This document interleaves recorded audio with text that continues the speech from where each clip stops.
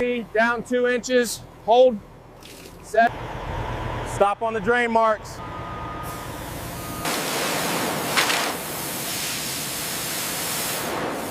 Metal tools will just chew it up.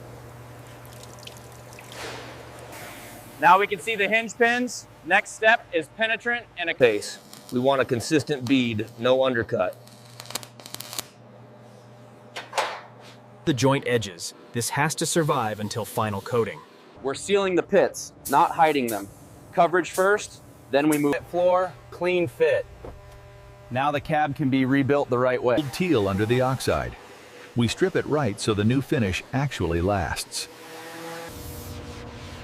Block it long. Straight beats shiny every time.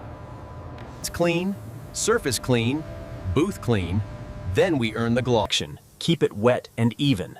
That mirror line tells the truth. Slow. We want depth, not burn through.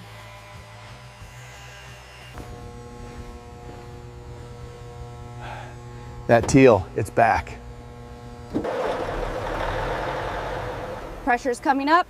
U9 TEAL-07. Move opposite, click. Then paint mark. Lights are bright and synced. Rear ends. Stop is straight, no pull. That's balance.